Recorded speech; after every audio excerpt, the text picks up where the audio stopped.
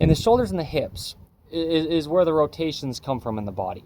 And so we don't want to be trying to twist over to do things with our spine in life. We want to twist our hips from our feet all the way up to our hips. We want to twist the hips in order to keep the spine centered, to keep the spine stabilized with this even opposing musculature to the center line of the spine.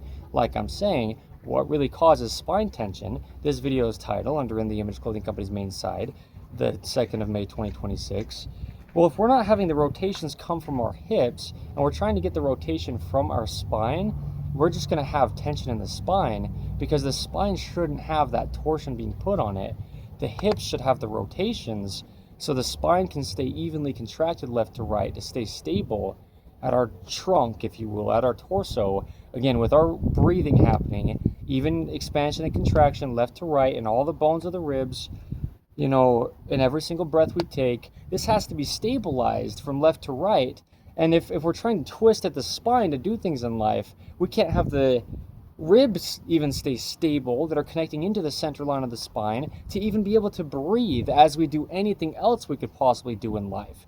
It's like how we discuss clothing. You don't have to care about clothing at all, but anything you ever possibly try to do or address in your life, you're doing it in and through your clothing. Well, it's like the spine in this case, when it comes to breathing, with the ribs connecting to the spine and the center line of the body.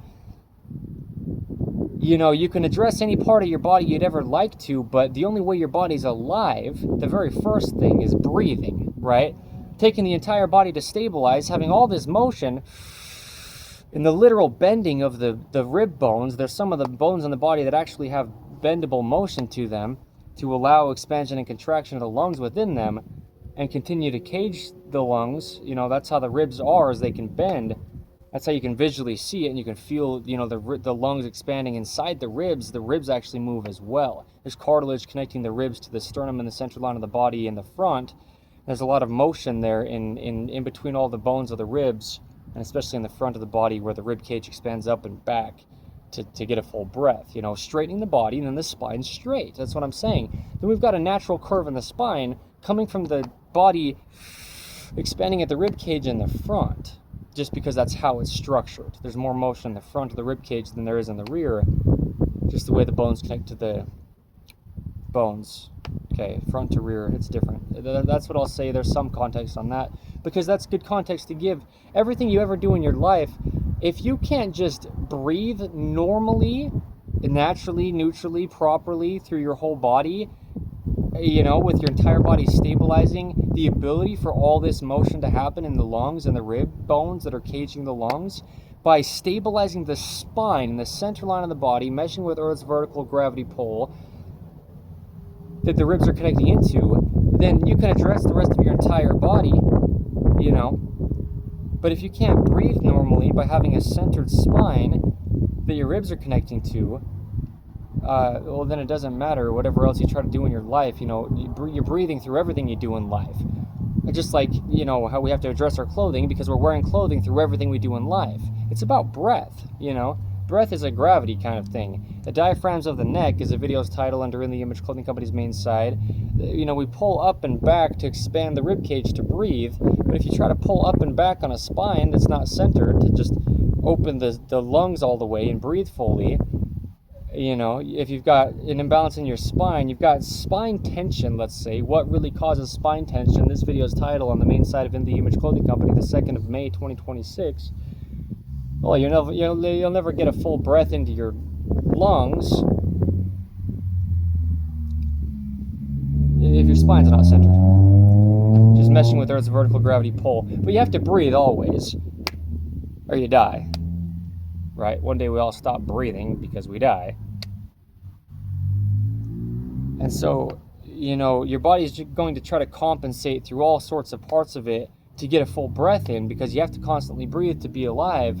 And if your spine's not centered, just with even activation of musculature anywhere, even from the feet up, like I'm saying, or the hands in to the spine, then compensation happening in the body to try to breathe, just because we have to continue to breathe to stay alive, will just cause more tension in the spine. Imbalances play into imbalances in the body, you know. You've got an imbalance of differences in your shoulder musculature, from something like just differences in the top item of clothing you're wearing, just placed onto your body with Earth's vertical gravity pull. Now, as you have tension in your spine, your lungs will expand and contract differently left to right when the spine's in the center. Your ribs will move differently left and right, connecting into your spine in the center. And now, starting from having just an imbalance in a clothing item with your shoulders now at different heights because the top item of clothing was different left to right, every time you breathe, your body's trying to get a full breath, and as it's doing that, it's recruiting muscles in ways that it shouldn't normally do that and can't actually physically, mechanically possibly do that with the spine in the center line of the body if it's already off-centered. Now we'll create patterning from how we're breathing because there was patterning that started by just an imbalance in shoulder height that started to have us breathe differently than normal. So patterning gets created on top of patterning. So we just have to focus on gravity. Look at the body as it is. It only is what it is. It's just a mechanical machine. Understand that it has to stay even left to right. There's even internal versus external rotation.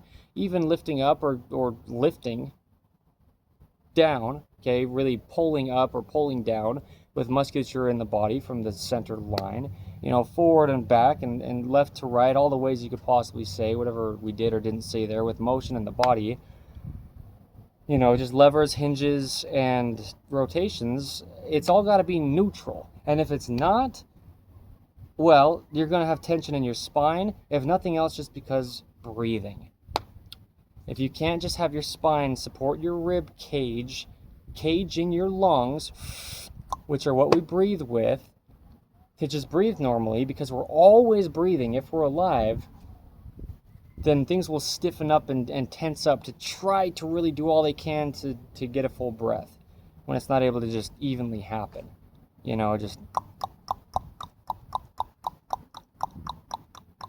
All the ways that there's just an even centered neutral position to the human being. It's impossible to train.